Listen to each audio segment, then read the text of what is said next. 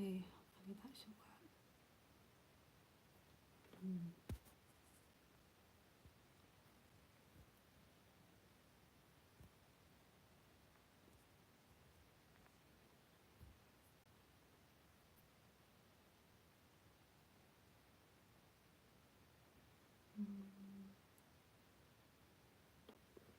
Walaikum salam.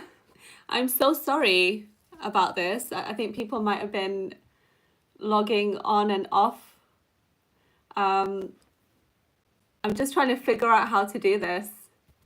So I had it on a vertical orientation, and changing it seemed to be quite easy thing to do, but I couldn't figure it out. So now I don't know how to check the chat on here. 1 second, I'm going to try on my laptop. I hope you're well. Is it Fatima? I think I saw a name Fatima pop up. Shout out to Fatima. Just 1 second. Right, where do I check? Maybe it's in here. I'm trying to... Yes, of course, Nabil, you can get a shout out. Assalamu alaikum. Hi, it's great to have you here. Thank you for supporting my channel. Really appreciate it. Right, how do I check the chat? I think the chat will pop up when someone says something. Yeah. So how's your Sunday going? Oh, now we've got more people joining. Fantastic. I'm not sure. Oh, yeah, I think I can see it from my laptop too. I want to be able to track the chat. Yep, that's working. Amazing. Is there an echo coming? Does anyone hear an echo?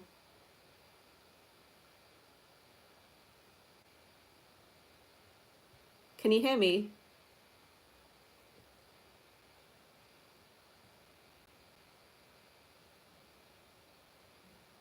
Can you hear me?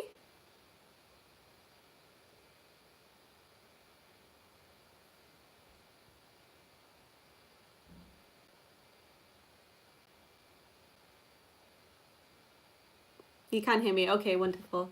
Because I've kind of logged into 2 screens right now, so I don't know if that's going to cause any problems. And if it does, then I'll just log out of my laptop and hopefully it will be okay. Right, so how many? We've got 6 people here so far, which is amazing. I appreciate all of you being here. I just wanted to try this out. I thought I'd have to wait until like my channel becomes really big before I try this out. And then I saw people with like 1,000 subscribers doing lives.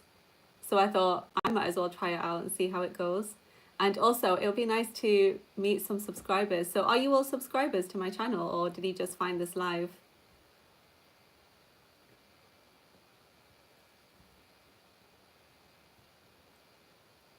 I know Nabil's a subscriber. What about the others? Are you also?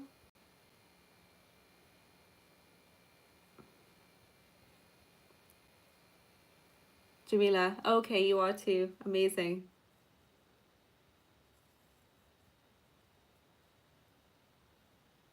Right, so how's everyone's Sunday going? Have you got any plans for today? Ramiz's as well. Okay, great. There's a lag on my laptop, so I hope there's no lagging where you are. Right, so should we start with some questions? I've been getting quite a few questions to ask on, well, to either make videos on or to ask in the live. So I kind of compile them together. But I think before I do that, I might as well ask you if you have any questions for me. And if you're new to my channel, then welcome. Does anyone have any questions? Where are you all from, by the way? Are you all from the UK?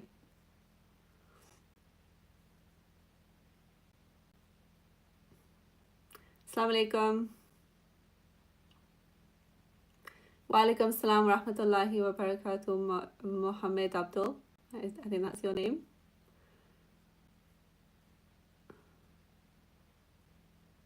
Yeah, so where are you all from? I'm from the UK.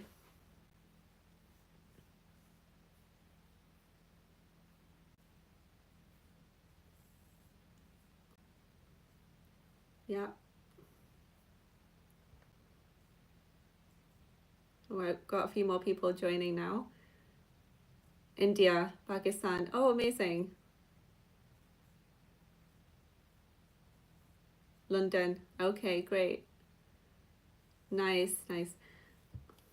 Denmark. Oh, right, you're from Denmark. I've seen you comment a few times.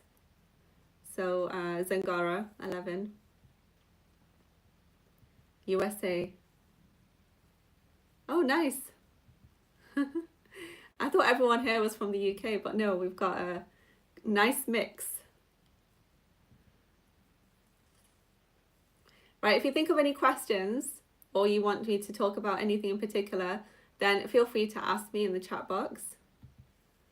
Yeah, sorry also again to anyone who joined in the last live that I did a few minutes ago and then had to rejoin. I was just struggling with like the technical side of things.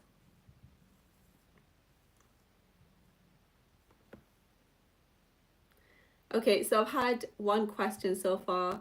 What do I do for a living? I've had that question before as well. I don't know if it's from the same person.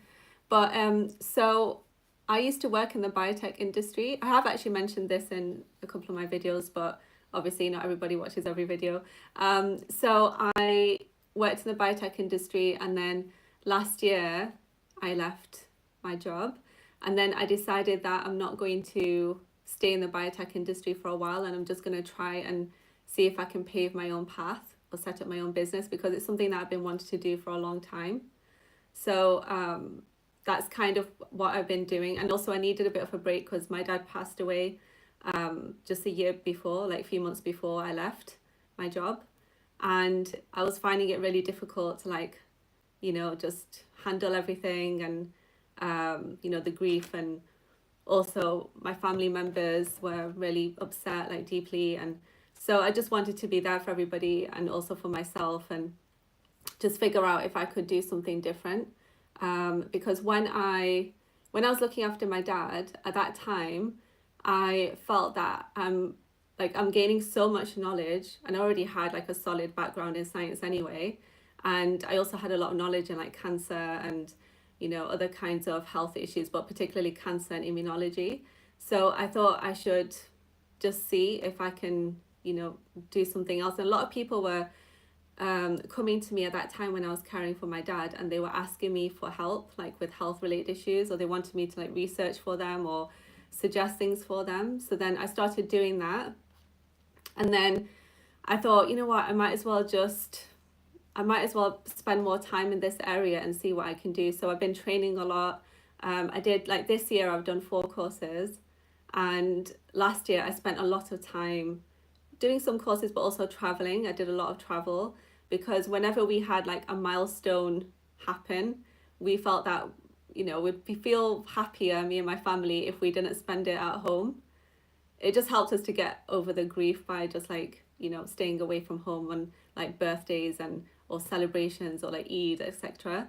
So we would travel around those dates. So last year I traveled quite a lot. I went to 6 countries, and yeah, if you add it all up, then I was away for about 2 months of the year last year. Most of the time I was with my mum, but once I was with a group and with my mum as well on those travels. And once I went for work, because I was still working at that time, so I had to go overseas for work. Just having a look at the questions. What did your dad pass away from? He had brain cancer. I have mentioned this in one of my videos before, but it was a video which I posted like 10 months ago, and I know that a lot of people are very new to my channel. So welcome to my channel if you're new. When does the live stream end? I'm not sure yet. Let's see how it goes. Let's see. I'm thinking like max an hour. What kept you up at night with minimal sleep?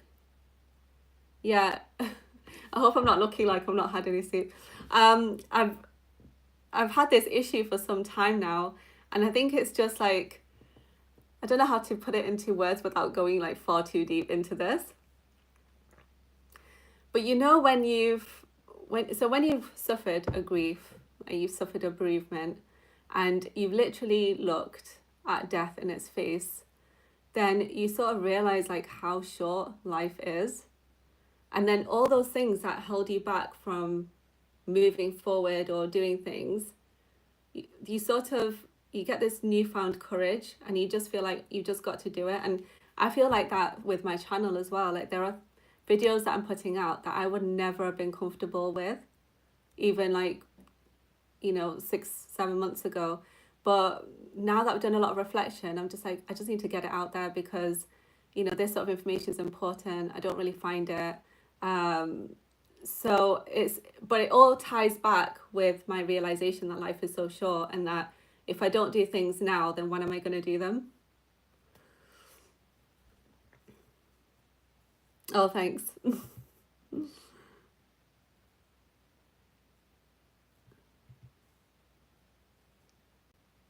Do I have any knowledge about history like the Ottoman Empire? Well, do you know that drama Ertugrul? It was on Netflix. It's not on there anymore. But I did watch that and I absolutely loved it. I think it took me 2 years to get through that series, but that was amazing. And that was when I first started taking an interest in the Ottoman Empire.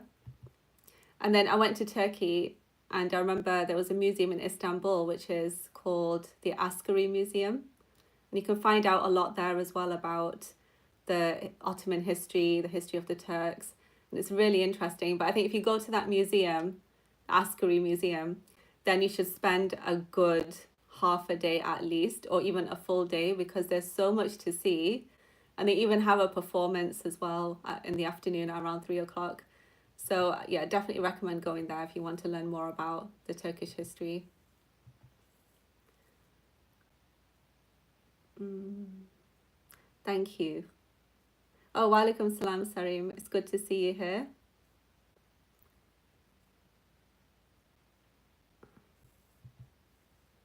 I'm not sure if I've given a shout out to everyone so far, but thank you so much for joining. I was expecting like two people to join up. I was expecting like literally two or three people to come to this live. So it's great to see that it's more than that. And I really appreciate you all being here.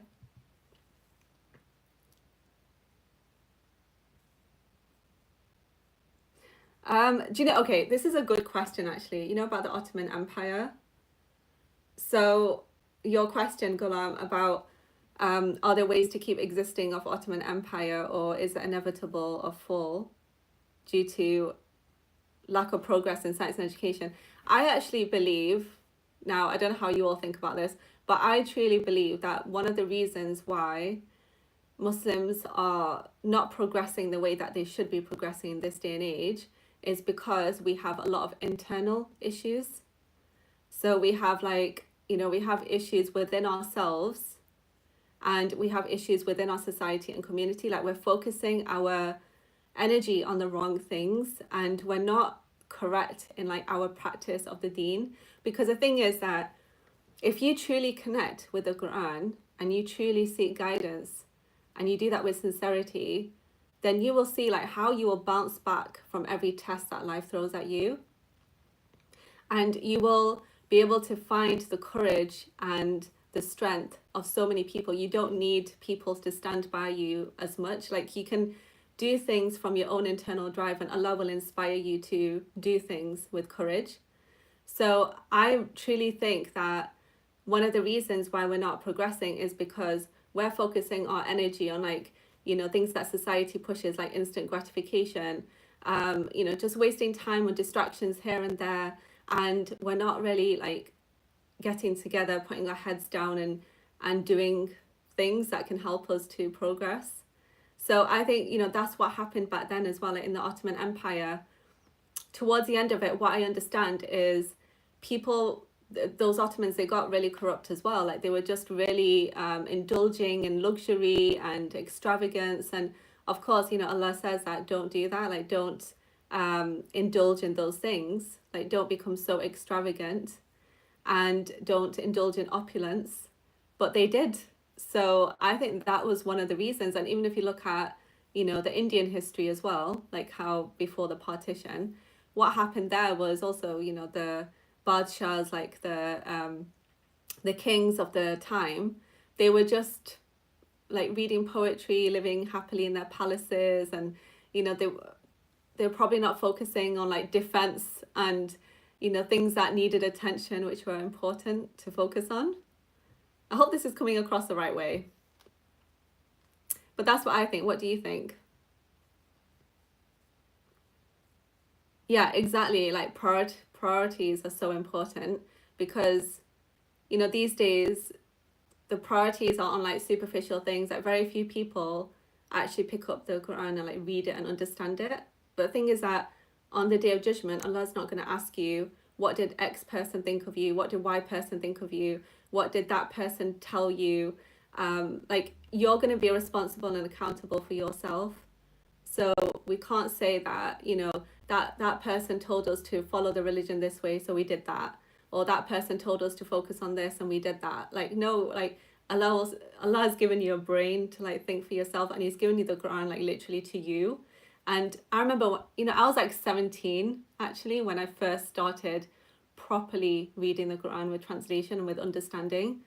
And I remember it was on Eid that I spent like a whole day reading the Quran. And I remember my dad coming in the room and he's like, "You've been here all day, what are you doing?" And I said, "I'm just reading the Quran." And he was actually really surprised. And I was like, "Yeah, I said I'm reading it because I felt this really deep connection with Allah at that time. And I just remember feeling like God is talking to me through this book. And that's how I truly felt at that time. I felt that is what's happening. And that feeling has stuck with me. And I still feel that. I feel like when I pick up the Quran and I read it with understanding, which is the most important thing. So your tajweed is not as important as actually reading it and understanding it. But when you read it and you understand it and then you embody those principles and those character traits and those values, that's when you truly become the best version of yourself. And that's a constant struggle. It's not like, there's any perfect person out there who's got all of those values and that their iman is like the strongest all the time. That's not how it is. But, it's just about making that effort. Do you blame Turkey for what's happening in Palestine now? Well, I believe that they are involved in what's happening there. Like the thing is that I know that there are some countries that from the beginning they have been speaking out and they've been saying that we can't trust that certain country. We can't trust it, and we can't we have to do something about this. But the problem is that obviously politicians and politics is very corrupt, and they get a lot of pressure as well to comply, or they will suffer the same consequences. So I know that Turkey's leaders have been vocal. I'm not going to go into politics too much. I don't even think I don't know if I can do either on the live, because basically YouTube, they do censor a lot of videos. Like I put out a video in January and it was one that would have made a really good impact because it was on alternative forms of healing. And it was about, tackling flu, and they deleted it. Like within 2-3 hours it was gone. And then I appealed it and then it got deleted. And then just recently when I logged into my YouTube studio, it said that there was a notice to say that if you talk about Ukraine, something about Ukraine, if you condone it, then we will demonetize you. And I'm not monetized yet, but obviously I would like my channel to be monetized. But yeah, so they said that, and I thought, okay, well, they're very the censorship is a real issue on platforms, and YouTube is no exception to that. But my point is that the countries that openly condemn what's happening in the Middle East, and Turkey is one of them, Malaysia is another one. And if you go to those countries, then you will feel that, you know, everybody's against what's going on. But then when you look at what's happening internally with the trade and that situation, they are still doing trade. So that part is what is very conflicting for a lot of people, because it seems hypocritical. But at the same time, like, we don't really know what's going on internally and what pressures they're under and what's happening. I'm not saying it's okay, it's not okay, it's never okay. I feel like everyone always has a choice. But yeah, we just don't know the full story.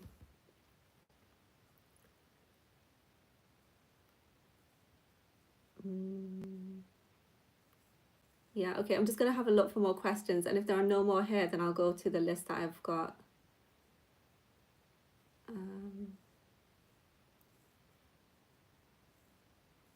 Okay, I'm going to go to the list that I have. Okay, someone asked me about, I think it was you, Mujahid, you asked me about the PhD that I've done and the general, okay, so yeah, I made a petition, and that petition was about the doctorate, so the PhD, the real thing that gets earned, and then there is an honorary doctorate, which is not a proper PhD. And what I've seen it like for myself, that some people will get the honorary doctorate, which people just give. So there are universities that will give honorary doctorates, which are not real doctorates, so it's not earned. They will give that to people like celebrities, you know, politicians, anyone with some kind of power that can help the university in return. So they will give them out to them. But then what happens is there's a handful of people who will take that honorary doctorate and they'll start calling themselves doctor. And I think that's very deceptive. It's misleading to the public, and it creates this false sense of trust, because people will look at them and think, oh, they're a real doctor. And people don't know what honorary means. Honorary does not mean that it's a real doctorate at all. Because for a real doctorate, you have to work, you have to go to university, you have to study for a number of years, you have to pass exams, assessments, assignments. So that's why I created that petition.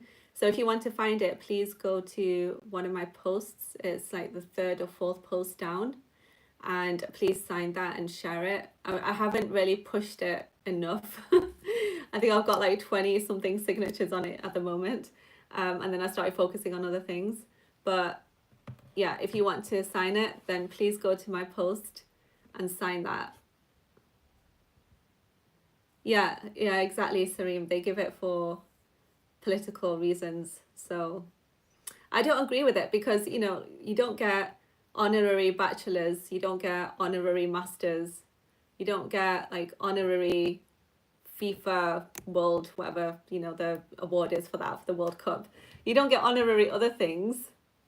So I don't understand why they give away doctorates like it means nothing, and it just devalues proper doctorates. So I feel like what they should do is they should have a separate award for people that have made some contribution in the arts, because, you know, often it's like musicians, singers, actors that get these sorts of awards. So they should make a separate one, like a cultural award or something, and then they should keep the doctorates aside for real, like, earned doctorates. So that's what I propose. I've actually tried to share this in a Facebook group. There was a PhD support group, and then I shared it there twice. The first time I shared it and it didn't get posted, I thought maybe they missed it, or something happened, they declined it, but it didn't show up as declined. So then I shared it again in the same group, and again it didn't get posted. So I'm not sure why they're not posting this. And I think some people actually genuinely disagree with me. So some people, including my brother, actually. So I remember talking to him about it, and he was like, no, I don't really agree with that, to be honest. I think it's okay if people get these honorary doctorates. And I was like, it's not that I don't want people to be recognized, because I do. I think it's so important that people get recognition. but they don't have to get recognition with a fake doctorate, is all I'm saying. They can get recognition with a prestigious award. That's not an honorary doctorate.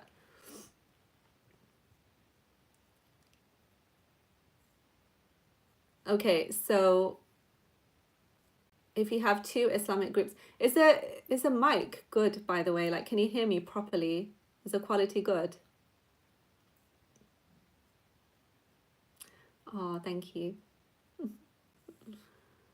Okay, fantastic. So, because I did have another one, but I need to get proper equipment. So I will, inshallah. I'm thinking inshallah, once I hit monetization, then I will feel justified to go and like spend a little bit on equipment. But right now I'm just like, I need to prove it to myself that I can take this seriously as well. So I'm working on it as consistently as I can, and then I'll get some better quality equipment. But I have a really cheap mic which I use in videos, which is not the best at the moment, but I will inshallah get a better one. Oh, greetings from Toronto. Great, thank you. Nice to see you here. Thanks for coming. We've got all countries. You know, when you go through the analytics on YouTube, you can actually see where people are from, and you get a really good spread when you make videos on YouTube. Some of you will probably know this if you've got YouTube, but you get a really good spread of countries. Like, I think I was looking yesterday at this and I was like, oh, I didn't know someone from which country was it? Tajikistan was like watching all of my videos, and it was amazing. I mean, you can't see who's watching, but you can see numbers, and then you can see the average view time of the videos. So it's really interesting because you can see which countries are watching more of your videos or watching each video for a longer period of time. Obviously, a lot of people will come on a video, then they'll click off it. So if they come on and they click off, then that's like, 2-3 seconds viewing time. But if someone comes on it and they stay on for like 2-3 minutes, then that's 2-3 minutes viewing time, if that makes sense. Oh, thank you so much. Sorry, there was a question. I've just lost it. I'll scroll back up. Okay, so Zangara says, if you have two Islamic groups, what would your advice be if one believes in being bad and the other believes in good? One believes in bad. So I hope I understand this question properly, but I think what you're saying is that some people, so there are two groups of Muslims, and one is like taking Islam a certain way that represents it in a bad light. Is that right? And then another group is representing it in a good light. And then what would I advise to those two groups of people? Now, the thing is that the online space is a very good example of this, I believe. So online, I've seen it on YouTube as well. I'm always a bit apprehensive with YouTube, to be honest, like compared with other platforms like TikTok. I find it much easier to post somewhere like TikTok. And I think that's because it's more like geared towards everybody or something. Whereas, oh, thank you. Thank you for that. So basically, what was I saying?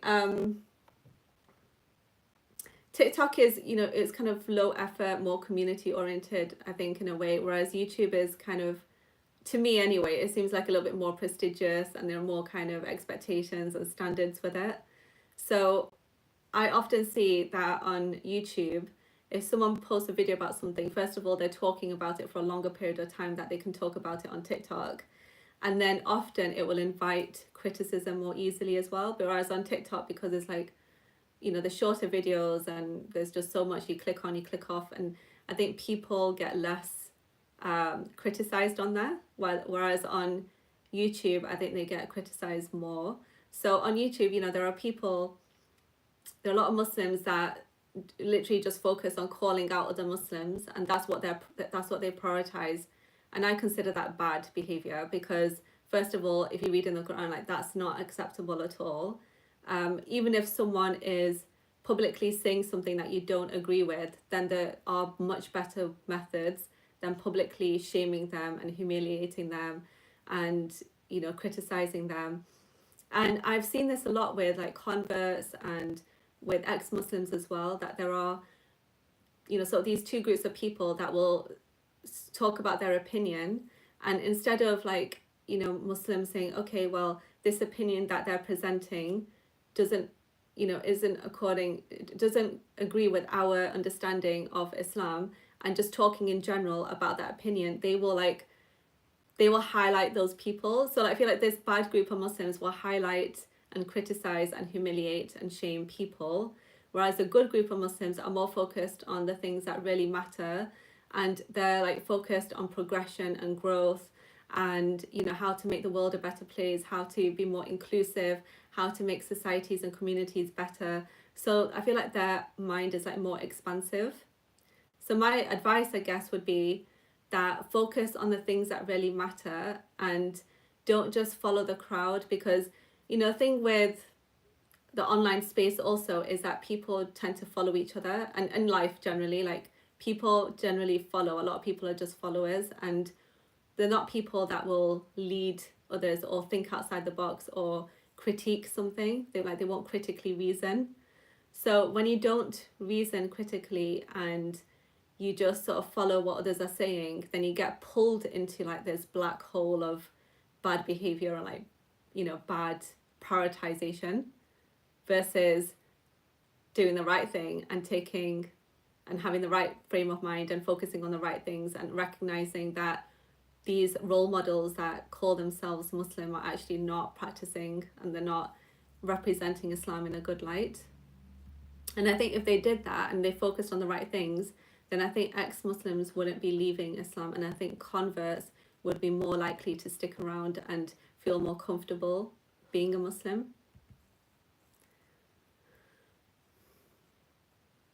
Okay, great. I'm glad that I understood the question, Sangara. Did I answer the question okay? Quran facts awareness. Yeah, okay. Is that a question, Mohammed Abdul? Are you asking me about how to make the youth more the youth more aware of the Quran? Is that your question?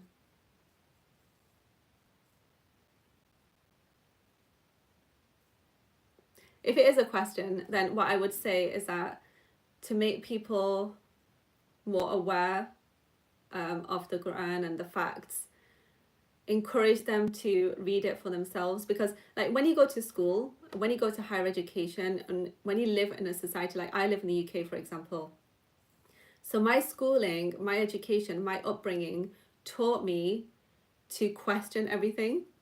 That was just the way I was brought up.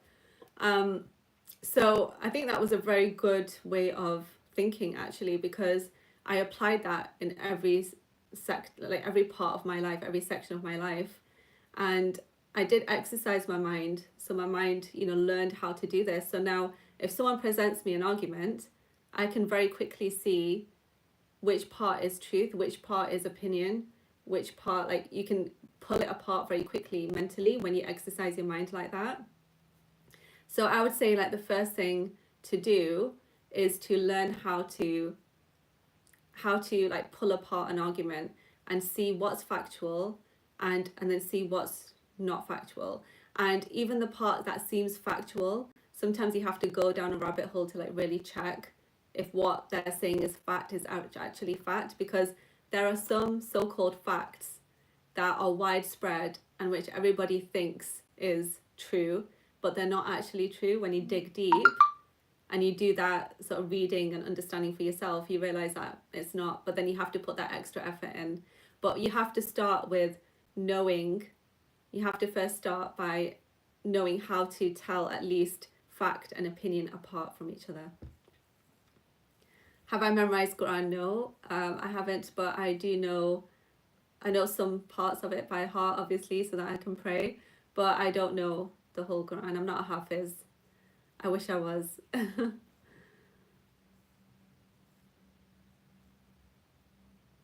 Yeah. Okay, that's great to hear, Mujahid. Did you start reading Quran all by yourself with meaning? Yeah, I did. So I started when I was 17, like reading with understanding. Before that, I used to read it, but I used to read it in Arabic and I didn't have a translation. But when I was 17, I started reading it with translation. And then I also learned later on that a lot of translations are incorrect. So the way that words are interpreted by scholars of a certain culture. And if you go really deep, you'll see that there are political things happening in the background as well that push translations to all come together on a certain translation. So when you go and you check different translations from different translators, why is it that they're all implying the same meaning and the same incorrect meaning? And it's just because of the politics that was happening at that time behind it.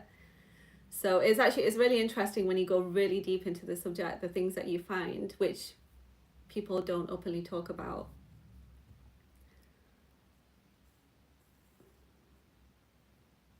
I think one of the best things to do is to, there's websites like Quranic Corpus and Quran.com where you can isolate the words individually from each verse, and then you can see what each word means. And when you do that, then you can make sense of the verse yourself. I'm a true believer that if you ask Allah for guidance, then He will give it to you. I truly believe that. And so I really feel that, all we need to do is just have that sincerity in our minds, hearts, and souls that we want to be guided without influence from any other person. So if you truly want to be guided and you look to Allah, you turn to Allah for guidance and you pray for that guidance, then He gives it to you. But you have to believe that. You have to believe that He will guide you and that you will get the guidance. Be grateful for that. Be grateful for that certainty. Then you will see it. Allah will show you it for sure.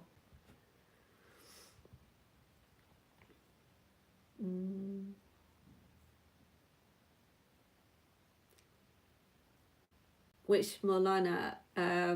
So I used to listen to Mufti Menk quite a lot.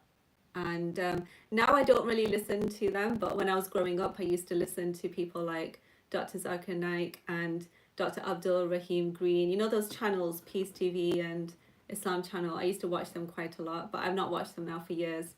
I do, like I said, because I've gone through so much higher education, I learned the skills of how to find information for myself, how to research myself and research properly.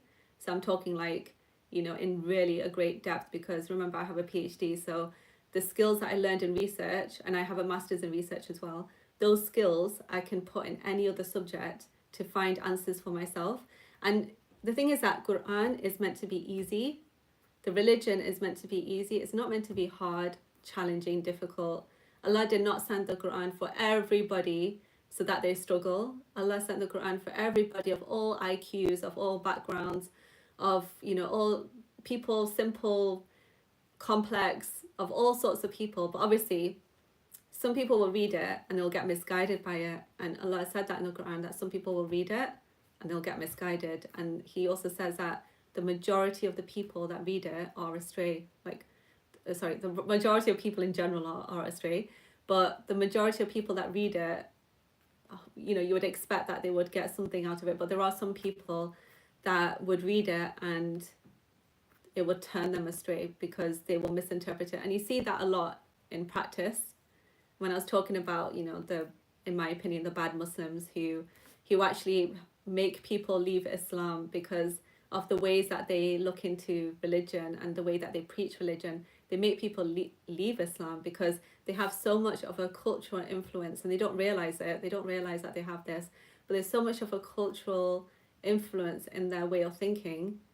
And they believe that that is religion, but it's not. And when you live in the West, it's actually great to live and grow up in a Western country. And I don't think I truly appreciated that up until I became a mature adult.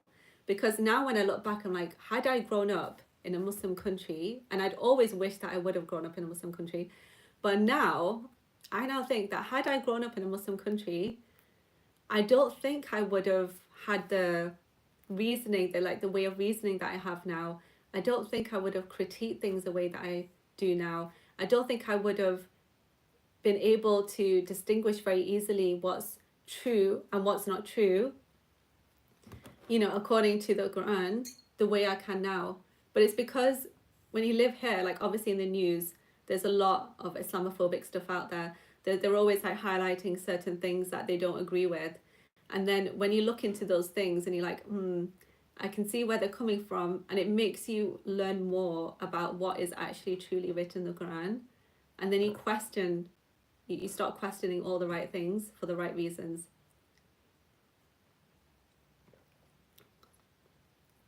Oh, thank you very much.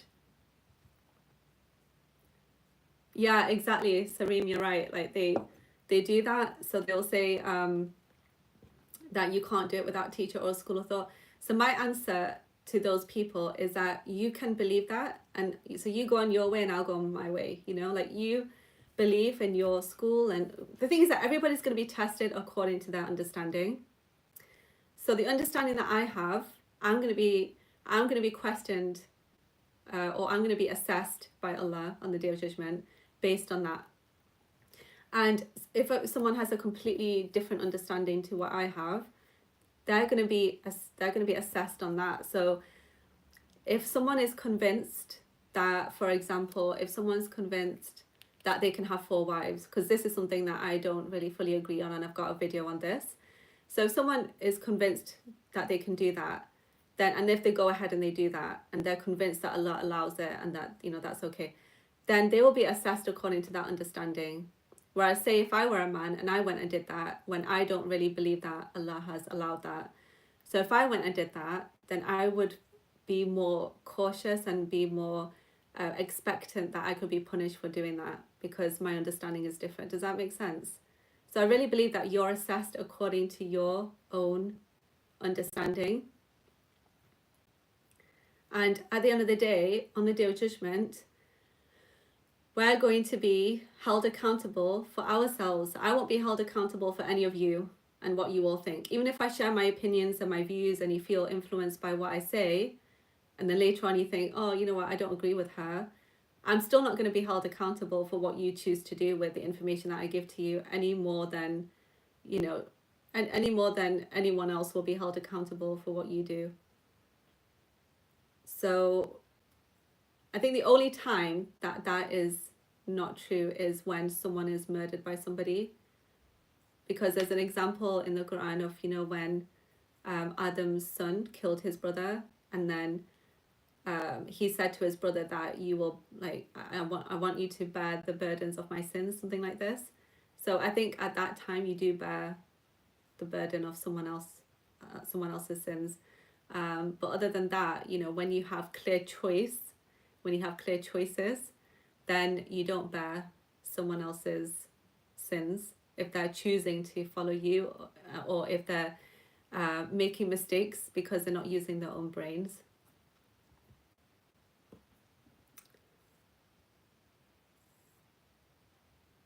Yeah, Hidayah is from Allah regardless of country. Yeah, so I'm not saying that, I'm just saying for me personally, I appreciate that because I live in a country which opposes Islam most of the time, that it made me more consciously interested in learning what the true Islam is. So that's all I'm saying, that for me, I feel that the environment that I grew up in influenced my decisions and my choice to learn and to research and to study the Quran more deeply than, say, if I was living in a country, like a Muslim country. That's my own opinion though. And you know, there are people, I know that there are really, really amazing people living in Muslim countries that have just as much of an interest in the religion as much as I do.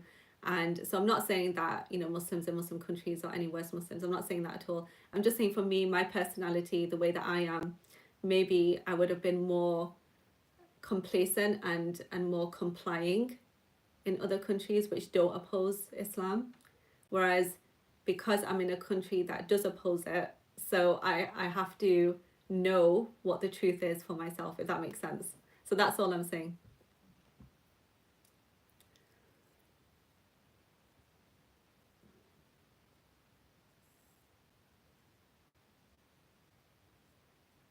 Okay.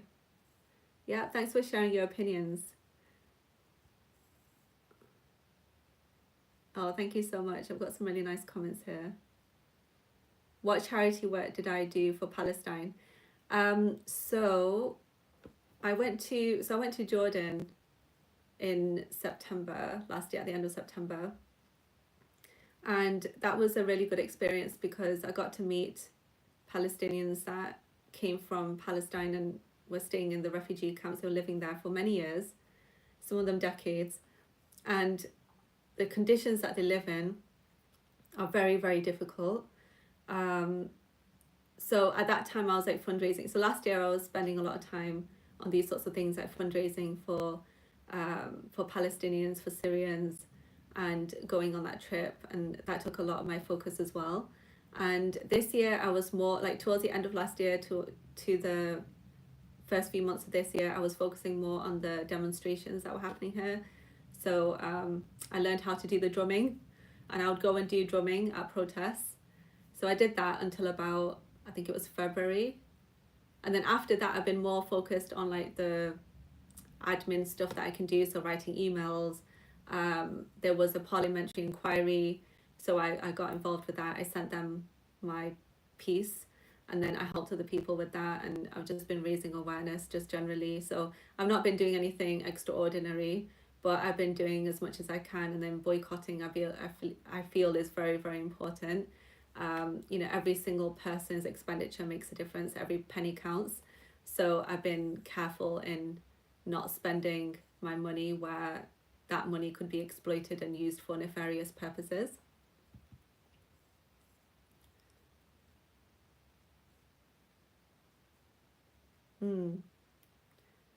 Yeah, okay. Are there any questions that I missed?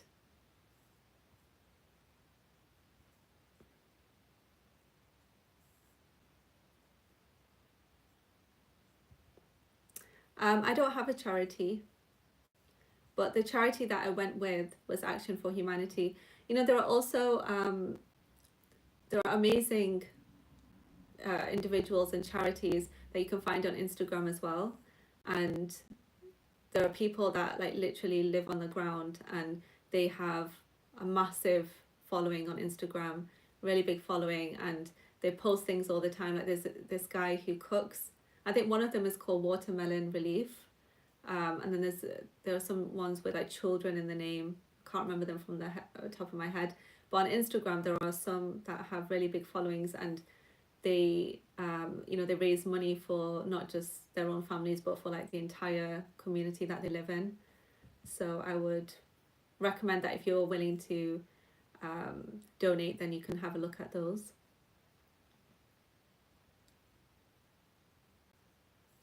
Hi Dragon.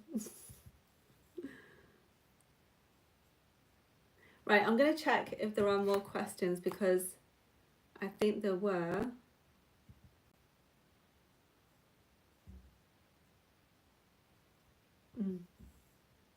Okay, I'm just going to check.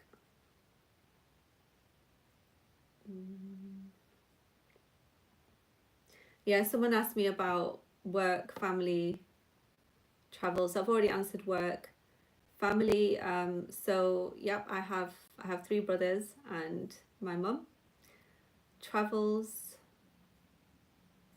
So yeah, I went to a number of countries last year, but yeah, before that I've been traveling as well. I used to travel a lot for work actually, because the company that I used to work at was actually based in Netherlands, and it was an American company, so they had headquarters in Netherlands and USA. So I used to travel a lot, like many trips to Netherlands every year for meetings. Like we used to block out times for meetings at the beginning of the year, and then like periodically would have to go there for that.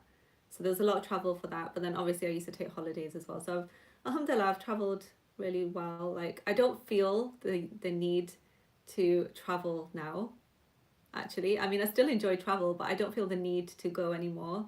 And I think since that, to be honest, since the house became more comfortable as well, because we had a renovation done and it's become more comfortable. So since then, and also since I've got all these goals that I'm working on, there's so many things that I want to do. So since I've been involved in like courses and all these things, taking up all my time, I've just been feeling too busy as well. Where do you like to travel to? What are some of your favourite countries? I think I'm feeling a bit tired now after all that deep talk. Let's make it light.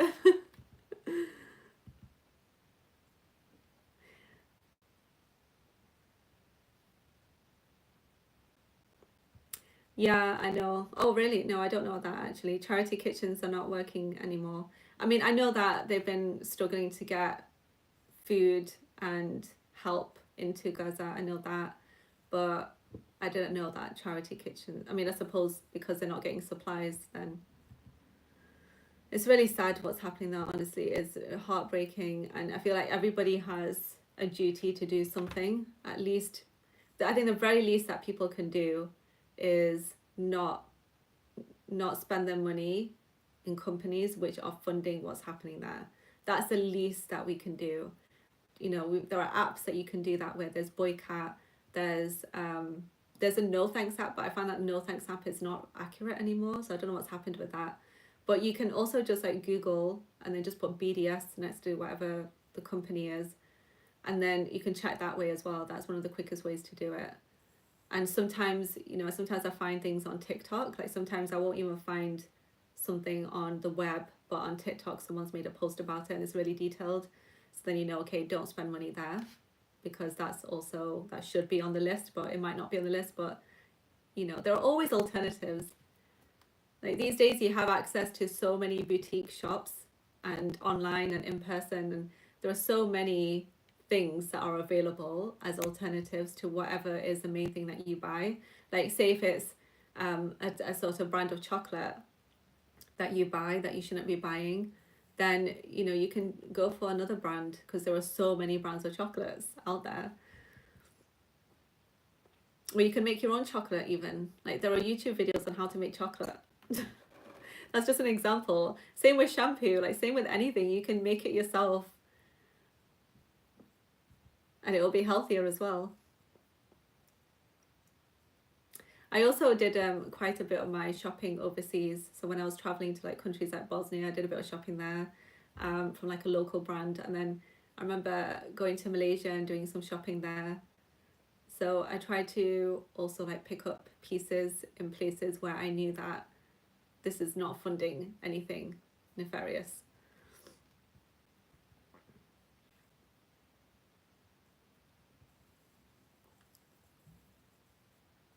Mm.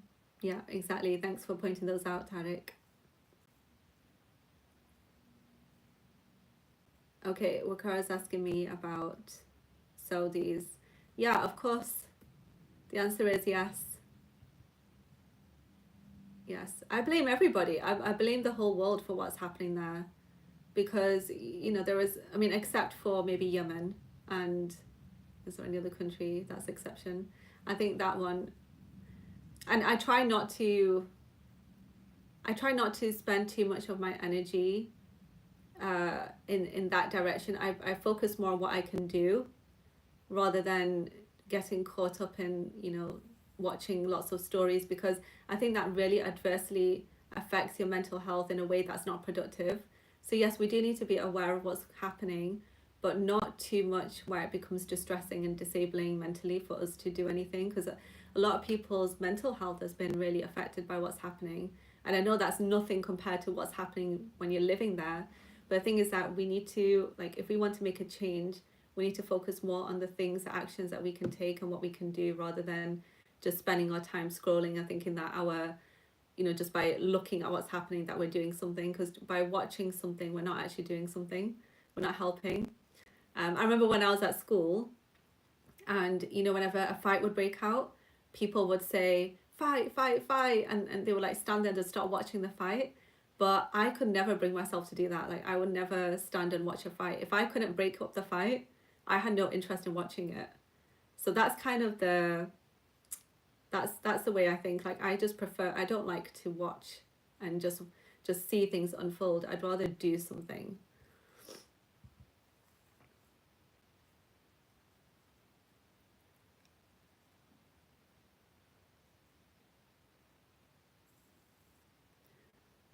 For your question, Mujahid, yeah, for so any kind of anything that has itis on the end of it is inflammation. So what you need to do is you need to you need to bring down the inflammation. You need to eat more cleanly, avoid sugar, just cut out sugar totally, because sugar is very pro-inflammatory, and especially for the skin, because our skin has so much collagen in it, and collagen is like the most abundant protein in the body anyway. But sugar has a really adverse effect on our collagen. The way that it interacts with the molecules, it basically shapes it in a way that causes issues. So I'd say avoid that, and drink plenty of water, flush out your system, add lemon as well. It's good to have lemon and ginger in water on an empty stomach every morning, and then wait for about 15 minutes before eating. You need to, when you have itis, when you have inflammation, it's usually because we have so much toxic buildup in our bodies. So you want to, clean out your system inside out as much as possible, reduce toxicity. And that's just not even just physically, it's even mentally. Like if you're under a lot of stress, then that also makes you become more inflamed on the inside, which causes more inflammation on the outside.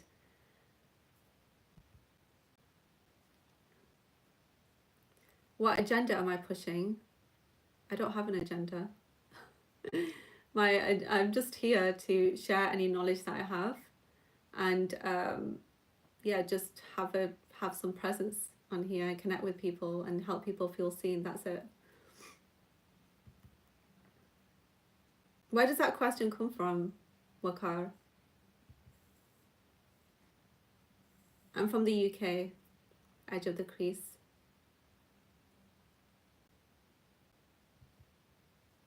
Do you avoid chemicals, allopathic meds? Yes, I do. I avoid chemicals and allopathic medicines and processed foods. Yes, to all of those questions. I do avoid them, but like once in a while I will treat myself. Like I'll have an ice cream, or I do stray every now and then, but on the whole, like 98% of the time I avoid those things.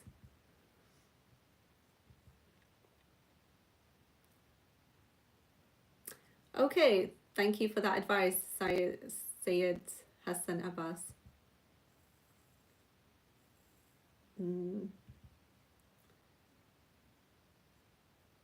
So someone asked me about Turkey. I'm just scrolling up now to see what I might have missed. Okay. Who's OIA, by the way? Mujahid. Check OIA, see if they can help with a PhD appeal. I don't know who OIA is.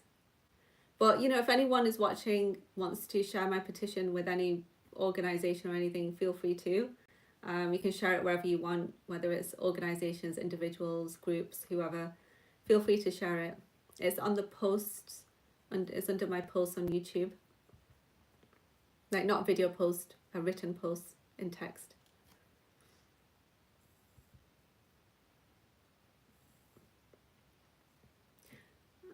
Turkey. I think did I mention that? I've been to Turkey many times. I think I've been 4 times. And I would say it's pretty addictive actually. Once you go there, you just want to keep going back, because there's so much you can do there, and there's so much variety. I feel this way about Malaysia too. I think like Malaysia is such a great place, especially for Muslims to go, because there is so much you can do. I'm actually thinking of putting a vlog up, because when I last went to Malaysia, I did a lot. Like me and my mom, we were out every day, went to so many museums, went to so many places. We did so many activities. There's so many activities you can do, like really fun things. So I will definitely try and make a vlog on that. I just don't know how to put it all together, because there's just so much that I took in photos and videos. So it's going to take a lot of work to like edit it and put it together. But I'm thinking I might just break it down and do like day by day or something. But then it's 3 weeks, so I'm not sure I can do that either. I don't know. I need to figure it out. I need to figure out how to do that. But maybe I will get around to doing a vlog sometime of my trip there. And the same with Turkey. Like Turkey is amazing. There's so much to do. I mean, you can go to different parts of Turkey, and you'll find like a local culture in each part of Turkey, which is really nice. So Istanbul is like very different to Antalya, for example. And yeah, it's a really beautiful place. So you're going to have a good time.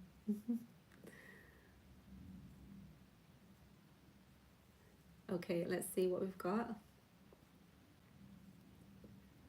Diet, keto or Mediterranean. It kind of depends like what you're addressing. Like if it's just general well-being, I'd say Mediterranean. If you're targeting like certain serious health issues, then keto might be better. So it kind of depends what you're looking for.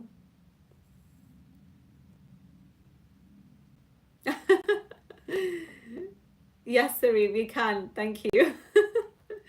Yeah, I know. I mean, the thing is that so I do actually monitor my comments. I do, because the thing is that if I don't, then the comment sections will go wild, like totally wild.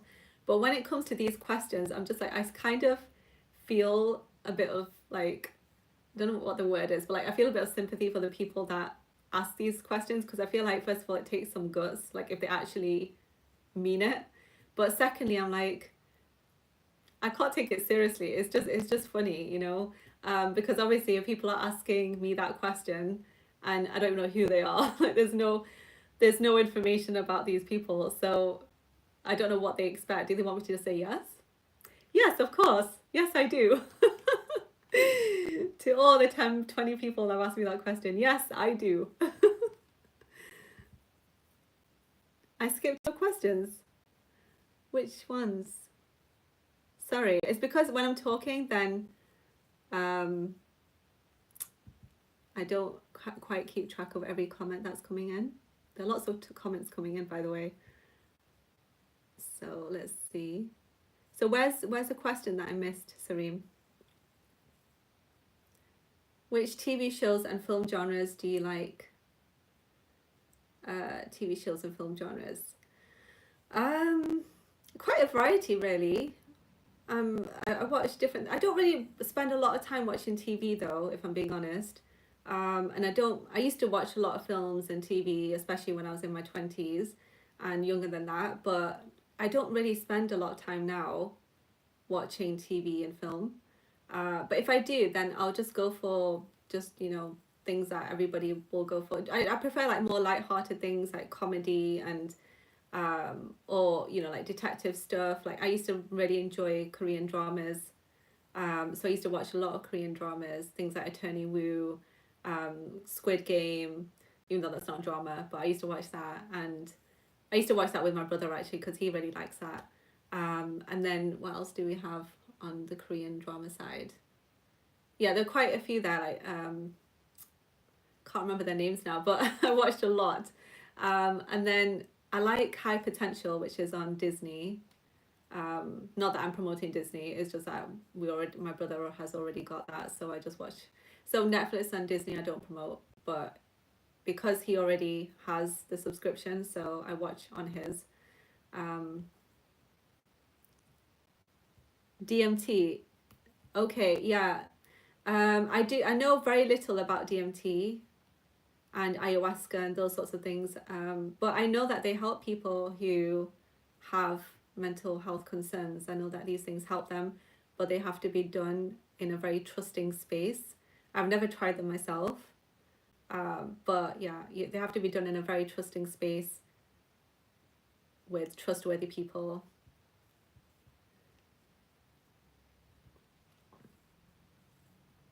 Ashraf, the question that you're asking me is one that I'm avoiding a lot, actually. Maybe I will make a video on this one day, but my simple answer is no, I don't think it is, because otherwise I would be looking like that.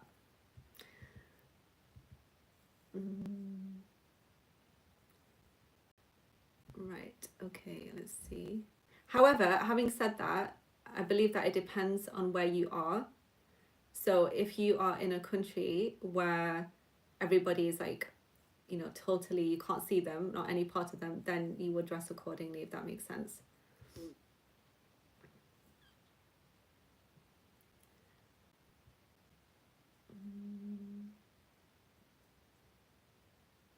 Mm-hmm.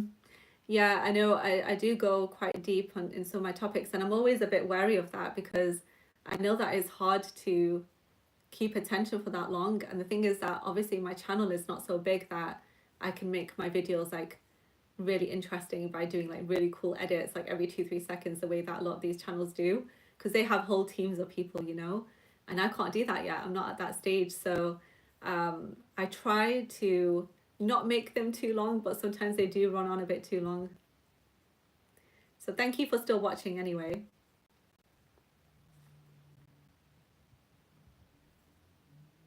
Thank you, Mujahid. I'm glad that I could help. Okay, I think that's about it. Like, we've been going on for longer than an hour now.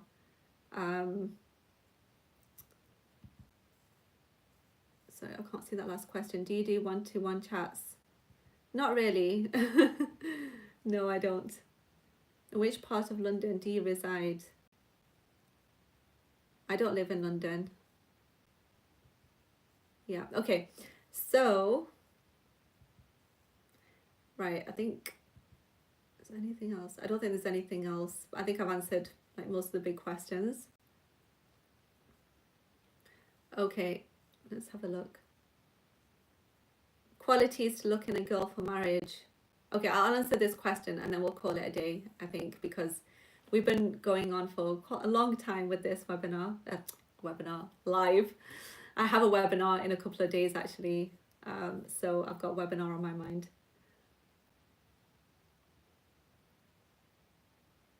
Yeah, I know, it would be nice to have more women attending and watching my videos for sure, definitely. Maybe I need to make some videos to like specifically cater to them, because when I make videos I try to cater to like everybody, and yeah, I need to make some more specific content for them maybe. So qualities I suggest looking for a girl in marriage, I'd say it would be a good idea to like sit down and on a piece of paper just write down what your core beliefs are. Write down what your core beliefs are, write down what your core values are, and write those in detail. And then write down what your lifestyle is, like what things, how do you live? And then write down what your own personality traits are. And then you can make a second column, and then you can look at what you put in the first column and then match it up in the second column. And then that should help you to know what it is that you're looking for, because people generally go for people that are similar to themselves. Like, those are the marriages that work best. That's what studies have shown anyway. So it's always good to like try and look out for somebody who is similar to you. That's what I would say.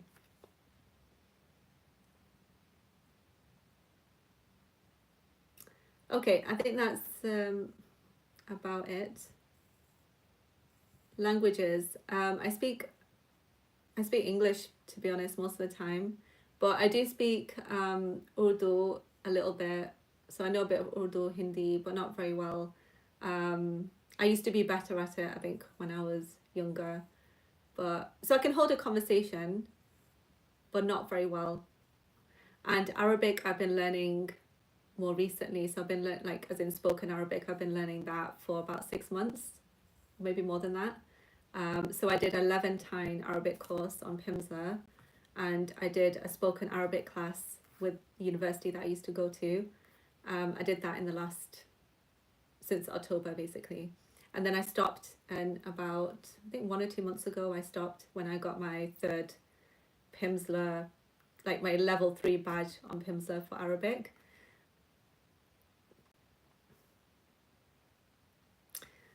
Great, so thank you very much. Hassan Arsalan, I think I've seen your comments as well. Nice to see you here.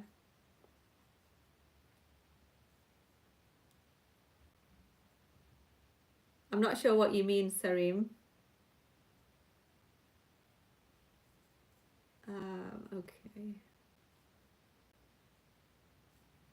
Right, I think... Oh, that's really nice, Ashraf. Someone else said that to me as well in a comment, and said that they feel like I'm their big sister, and I thought that was really nice. Ruffled a lot of feathers. Yeah, if you're referring to, are you referring to like the age thing that I mentioned? Because I saw some comments under that. But the thing is that you know, we've got to be realistic here. Yeah, I don't know. I spoke the truth in that video. I'm sorry that the truth hurts some people, but that's the truth, you know. And people do have an issue with people that lie, who are dishonest, who are there to waste time, and, you know, who don't look at themselves first in the mirror and expect a trophy. Like, those are real issues, and I'm not afraid to call that out. I think it's important that people are realistic and that, you know, they have integrity and they have principles, and, you know, they are respectful with each other. Like, people that are objectifying other people is a problem. People that, you know, the thing is that a lot of people my age will look at older people like they are like aunties, uncles. That's the truth. I'm sorry, this is going to hurt some people, but this is the truth. Like, you'll see them as like aunties, uncles. So if they find out that that like uncle or auntie, if depending what gender you are, is taking an interest in you, that is so creepy, and it's really cringy.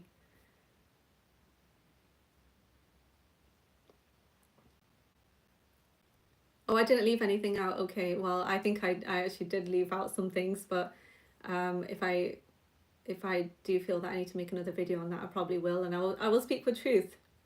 Obviously, the truth hurts some people, you know, but for a lot of people, it's helpful too. Like, if I could go and save everybody from unnecessary heartache and heartbreaks and things like that, or, you know, very difficult experience, I would do that.